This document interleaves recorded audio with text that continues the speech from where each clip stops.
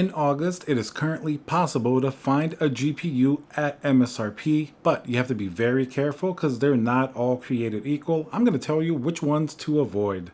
Hey guys, Tiago here. So let's get right into it. Now in August, I'm not saying it's a good time to buy a GPU, but if you do have to buy one, you can actually sometimes find them in the store at MSRP. Now, this isn't only the fabled Micro Center that I always talk about. I know not everybody has a local store. It's not only Best Buys, although some of those stores will have them. You can also often go on Newegg, B&H, sometimes even Amazon and different websites like that, and be able to find some of these GPUs. But just because you see them in stock and it's a supposed MSRP, we have to keep in mind MSRP prices are heavily inflated right now. We really have to be careful because they're not all going to be a good deal at MSRP. In fact, most are just priced way too high for their performance. So today, I'm going to tell you some of the ones that you should avoid and some of the ones to give maybe second thought to in case you really do want to buy them. All right, so first, let's start with one that's been sort of widely in stock for a pretty long time. That's going to be the 6700 XT. This is going to be the AMD Radeon GPU. Now, this generation AMD GPUs are actually pretty fantastic. They perform really well, including the 6800, the 6900 XT. They really were able to catch up with NVIDIA where it matters in terms of gaming. Now, the 6700 XT, there's nothing particularly wrong with the GPU. It's a fantastic 1440p card, but the main problem is that the third-party AIB partner cards are pretty much outrageously expensive.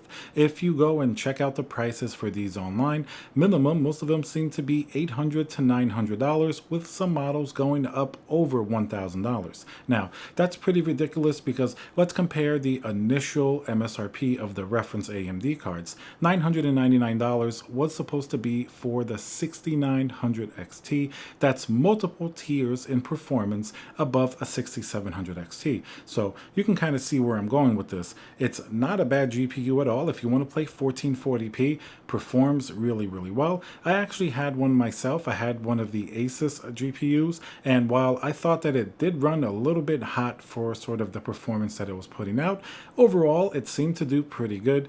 And at the time, I think it was around $800 or so, which I thought was pretty expensive. I first got mine from the Newegg Shuffle. It made sense that the 6700 XT was one of the more widely available GPUs just because they seem to be able to produce a lot more of them compared to the other AMD GPUs. So performance aside, the real stickler here is price. If you go into a store or you see them for sale online and they're actually available, but it's like around $900, should you really get it?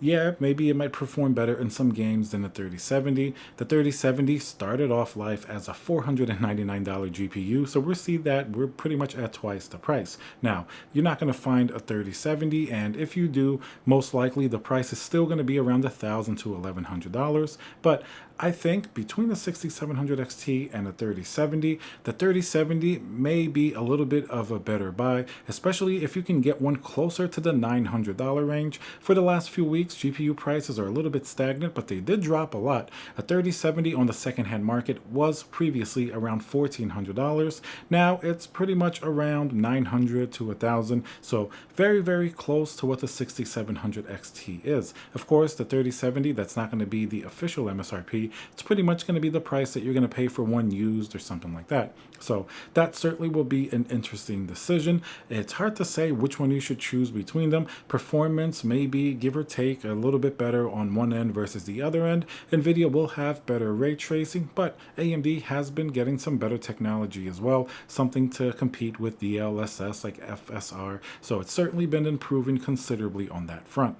Now let's talk about another GPU that you maybe should give second thought to before buying. This is going to be the much more expensive RTX 3090. Personally, I do kind of like the 3090. I think it has an uncompromising level of performance. It's not limited by LHR or any of the hash rate limits, but it does come at a pretty expensive price. It's supposed to be $1,499, but now models regularly sell for MSRP, maybe up to $2,200 even if you go to a store. So very rare to actually find one for for around $2,000. And of course, remember back in May, some of these were well over $3,000 on the secondhand market, including the Kingpin, which I've seen sell for a ridiculous $4,000 on the secondhand market. But prices on the 3090 have come down a lot harder than on some of the other GPUs like the 3070. So it remains an interesting question. If you see a 3090 at MSRP at a local store or even online, is it worth, let's say, maybe $2,200 to $2,300? Now, that is pretty expensive, but for sure, this is going to be a GPU that's really going to be very, very future-proof because 24 gigabytes of VRAM, as well as still technically having the fastest gaming performance. Now, if it was a normal market, let's compare it to the 3080 Ti. For the most part, the 3080 Ti is basically just as good for gaming as the 3090, but of course, it's going to have half the VRAM. And generally, it's also supposed to be a little bit cheaper. If we compare the original MSRPs, it's going to be about $1,200 versus $1,500. But with inflated pricing, often we can see the 3090 pretty close in price to the 3080 Ti. The 3080 Ti will have a few minor drawbacks compared to the 3090, or they may be major depending if you're doing content creation or something like that.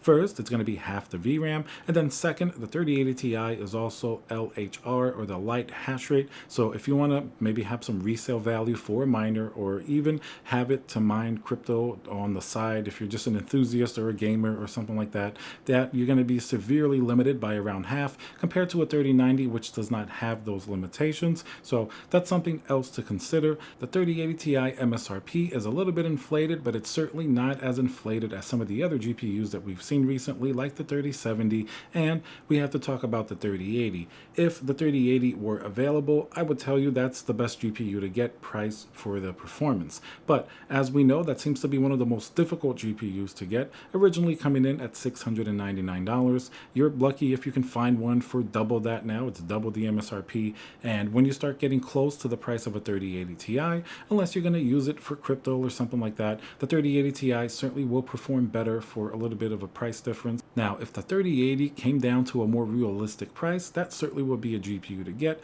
but unfortunately, that's one of the models that's just very difficult to get. Now, the 3070 is a little bit easier. The 3070 Ti is going to be a very similar story to the 3080 Ti. It will perform better than a 3070, but the price is still a little bit high for what it's supposed to be. Even the MSRP price, it looks like the third-party AIB partners really ran away with the price after they saw that people were willing to pay whatever they pretty much were asking for. So I guess the 3070 Ti, you could even put it up against the 6700 XT. You may be able to find them actually for pretty close to each other, and I think maybe a lot of people in that sense would prefer the 3070 Ti just because of some of the benefits that nvidia will bring to the table.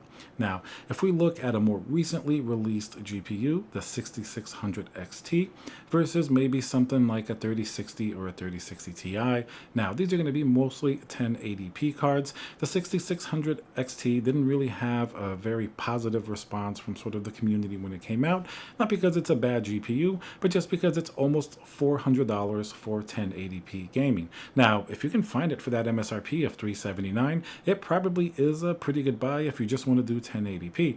Realistically, when I look online, I see them for closer to $500 to $600, which makes them really not that great of a buy. Same thing's going to be true for the 3060 or the 3060 Ti. I still prefer the 3060 Ti over the 3060 just because it's going to be a better performing GPU. The 3060 really is a category lower, even though it has more VRAM at 12 gigabytes. Those type of GPUs, for the resolution you're going to be utilizing it for, really isn't going to take all that much advantage of it anyway, so I prefer the faster performance of the 3060 Ti. And then how about GPU brands? Are there any specifically that you should avoid? Well, the only one that's been pretty heavily in the news the last few weeks was the EVGA GPUs because of the little fiasco with that Amazon New World game potentially damaging some of the For the Win 3 GPUs. I don't think by any means you should avoid EVGA. I've done a few videos on this. I have a lot of their GPUs myself. In fact, two 3090 For the Win 3s did fail, but they immediately RMA'd it and, sent me new GPUs, and everybody was well taken care of. It's hard to say exactly what the issue is. There are supposed to be some firmware updates. Hopefully that fixes it and other games don't cause this same issue. So things like that happen. EVGA certainly stands behind their products. I'm not sure if what that means sort of for the RTX 3000 series launch. Maybe because of all the issues with shortages and manufacturing issues, maybe quality control slipped a little bit with most of these companies. But overall, I think if you see an EVGA GPU for sale, and a lot of times you will see them, the 4013s have been pretty popular, as well as some of the XC Ultra models, I certainly wouldn't hesitate to buy them. It seems to be sort of a very small issue that affected some of those 3090s, and they stepped right in and were able to fix everything. So at least on that front, I think you should be okay. So these are most of the GPUs that you may find available, and some reasons for getting them, some reasons for maybe having second thoughts. Now, another GPU that I'm actually watching that I think is pretty interesting is the AMD 6900 XT. Now, this is a fantastically performing GPU, but a little while ago, the price was certainly very high. Some models were as high as $2,600, which are very, very high.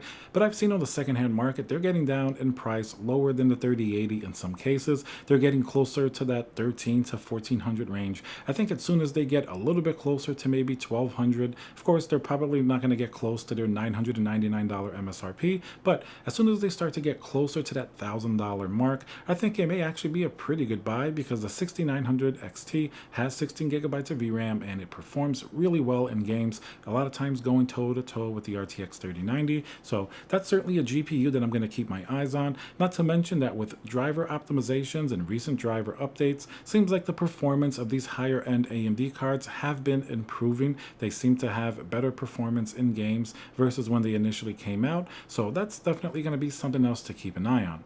Alright guys, so let me know what GPUs you think you should avoid, which ones you're considering buying. Let me know down below. Remember to subscribe, and I'll see you guys on the next video.